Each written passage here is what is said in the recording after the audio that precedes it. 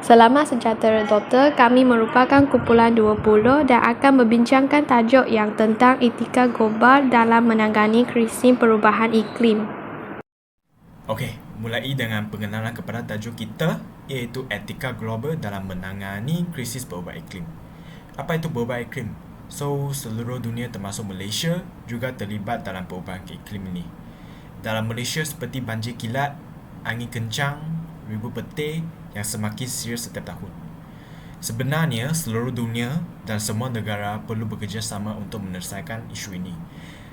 Dan tiada satu boleh dipinggirkan, terutamanya negara maju. Hal ini dikatakan demikian kerana negara maju dianggap menggunakan sumber dan menebarkan pencemaran yang lebih berat daripada negara-negara yang sedang membangun.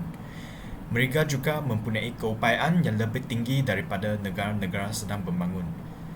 So, kerjasama antarabangsa juga perlu dijalankan dan diutamakan, seperti mendatangani perjanjian Paris untuk mengurangkan pelepasan karbon dioksida pada masa depan. Inilah pengenalan kepada tajuk kita. Selepas pengenalan kepada tajuk, apakah objektif kajian untuk kerja khusus ini? So, pertama sekali, kita akan mengkaji punca yang mengakibatkan perubahan iklim. Seterusnya, mengkaji kesan negatif terhadap perubahan iklim. Dan akhirnya, kita juga akan mengkaji langkah-langkah yang dapat menangani perubahan iklim. Okey, selepas objektif kajian, permasalahan kajian terhadap kerja khusus ini juga didapati, iaitu masalah perubahan iklim. Ini sukar diramalkan, seperti banjir kilat yang setiap berlaku di Malaysia, terutama di kawasan Selangor, Terengganu, Kelantan dan Pahang. So, masalah ini bukan hanya tanggungjawab kerajaan sahaja, tetapi juga semua lapisan masyarakat untuk mengambil inisiatif untuk mengurangkan pencemaran dan mengelakkan perubahan iklim ini semakin serius setiap tahun. So, oleh itu, terdapat keperluan kita untuk mendesak dengan mengkaji dan mengenal pasti langkah-langkah berkesan dan berdaya maju untuk menangani dan mengurangkan kesan perubahan iklim. So, kajian ini juga bertujuan untuk menyediakan penyelesaian praktikal dan strategik serta meningkatkan kesedaran tanggungjawab di kalangan masyarakat global mengenai pentingnya tindakan segera dan bersepadu dalam menghadapi cabaran perubahan iklim. Sekarang, saya akan membincangkan hasil kajian literasi mengenai etika global dalam menangani krisis perubahan iklim. Etika global menekankan tanggungjawab bersama individu, komuniti dan kerajaan untuk melindungi alam sekitar. Faktor utama perubahan iklim adalah pembakaran bahan bakar fosil, pembalakan tanpa kawalan, pembakaran hutan terbuka dan pelepasan gas rumah hijau dari sektor industri dan pertanian. Selain itu, kesan perubahan iklim adalah kenaikan suhu global, peningkatan paras air laut, fenomena cuaca ekstrim dan impak negatif kepada kesihatan awam dan ekonomi global.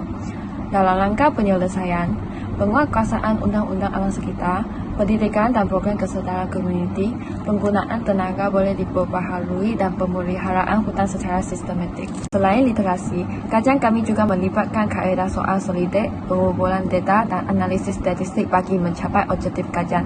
Kita menyediakan boran soal solidik menggunakan Google Form dan mengedarkannya kepada 100 responden secara rawat melalui WhatsApp dan Telegram. Soalan yang ditanyakan meliputi punca perubahan iklim, kesan dan langkah penyelesaiannya. Responden akan memberikan jawapan berdasarkan skala Likert, iaitu sangat tidak setuju hingga sangat setuju. Dalam pengumpulan data dikumpulkan secara elektronik untuk memastikan proses yang sistematik dan tepat. Boran soal solidik dalam talian memudahkan kami mendapatkan maklumat dalam masa yang singkat. Dalam analisis data yang diperolehi dianalisis menggunakan teknik statistik untuk menilai kesedaran masyarakat terhadap isu ini, mengukur keberkesanan langkah sedia ada, dan membentuk cadangan memperkukuh etika global. Graf ini merupakan demografi responden kami yang merangkumi umur, jantina, bangsa dan agama.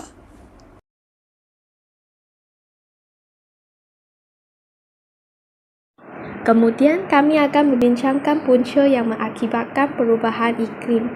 Yang pertama punca adalah pembakaran bahan bakar fosil. Melalui kajian kami, terdapat 90 responden yang bersetuju dan sangat bersetuju daripada 100 responden. Pembakaran bahan api fosil akan mengeluarkan gas rumah hijau dan industri pengeluaran simei, bahan elektrik dan sebagainya merupakan industri yang banyak membakar bahan api fosil. Aktiviti pembakaran tidak terkawal juga adalah salah satu punca yang mengakibatkan perubahan iklim. Kami terdapat 82 responder yang bersetuju dan sangat setuju daripada 100 responder. Aktiviti ini akan menjejaskan hutan dan air bawah tanah. Keadaan ini sering berkaitan dengan bencana alam. Seterusnya, punca perubahan iklim adalah pembakaran hutan secara terbuka. Kaedah ini digunakan untuk membersihkan tanah bagi tujuan pertanian atau pembinaan. 90% responden bersetuju bahawa pembakaran terbuka merupakan punca utama perubahan iklim. Kesan buruknya termasuk pencemaran udara, peningkatan gas berbahaya yang menyumbang kepada pemanasan global, serta kebakaran yang tidak terkawal yang akan memusnahkan biodiversiti dan mengancam ekosistem. Akhir sekali, punca perubahan iklim adalah pelepasan gas rumah hijau daripada sektor perindustrian, pengangkutan dan pertanian. 86% responden bersetuju bahawa pelepasan gas rumah hijau adalah punca berlakunya perubahan iklim. Gas utama seperti karbon dioksida, metana dan nitrogen oksida merupakan gas-gas yang lebih kuat berbanding karbon dioksida dalam memerangkap haba, menyebabkan ketidakseimbangan sistem iklim di bumi. Saya akan membincangkan tentang kesan negatif perubahan iklim daripada dua sudut, iaitu fenomena cuaca dan juga ekonomi yang merosot. Fenomena cuaca ni merujuk kepada perubahan pola cuaca yang luar biasa seperti hujan lebat, kemarau, ribut, banjir.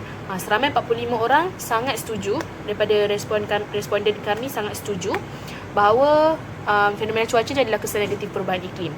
Ini menunjukkan majoriti responden menyedarilah perubahan iklim yang menyebabkan keadaan cuaca yang lebih tidak menentu dan ekstrim. Kedua ialah ekonomi yang merosot. Seramai 35 orang responden kami menyatakan sangat setuju dan 35 orang lagi menyatakan setuju.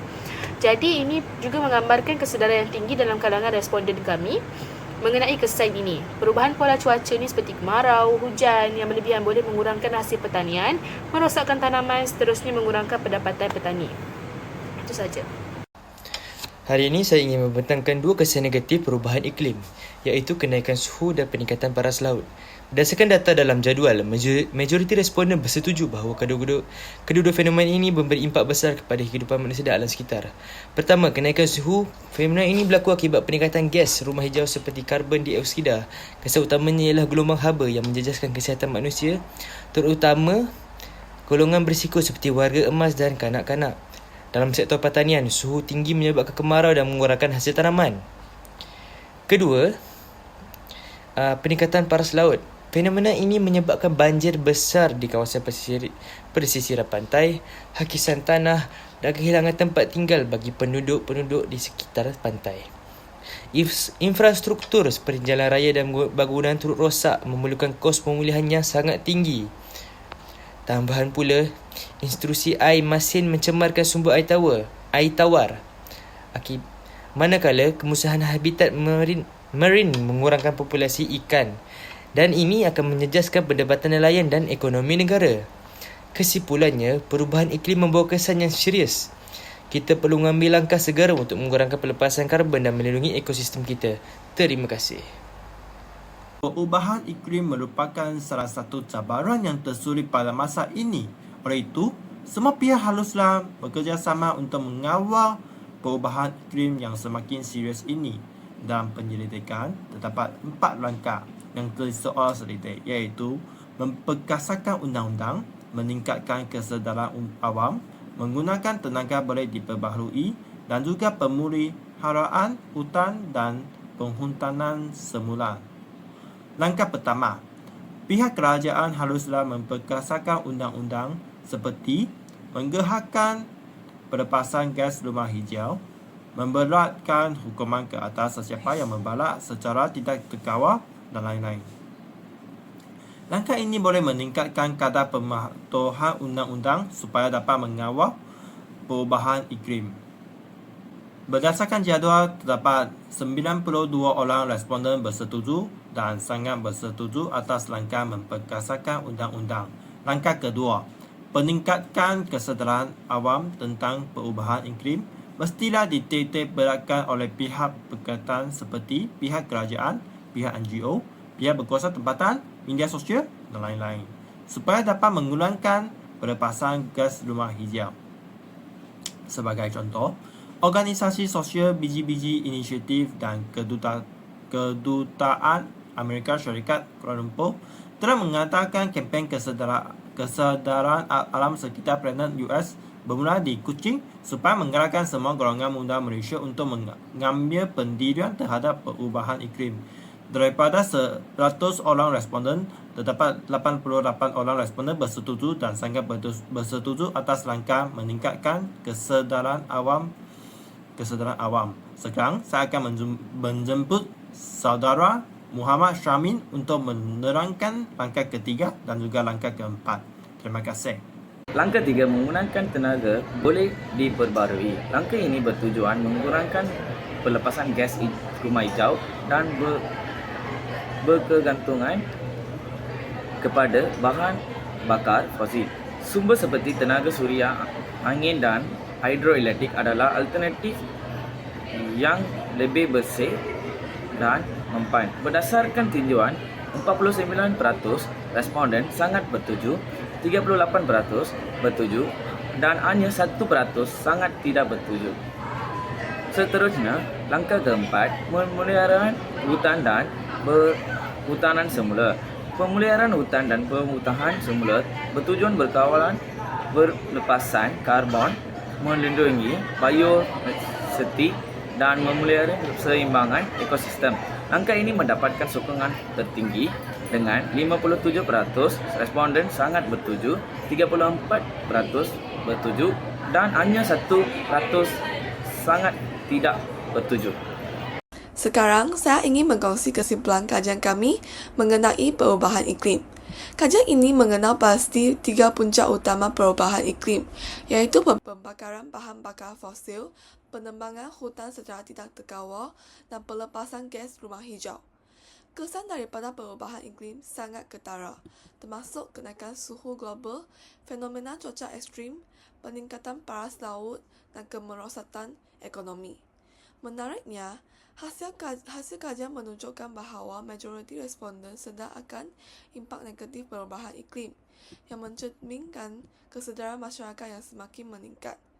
Untuk menangani isu ini, beberapa langkah utama yang telah dijalankan, seperti memekasarkan undang-undang alam sekitar, memanfaatkan tenaga boleh diperbarui dan melaksanakan usaha pemeliharaan hutan.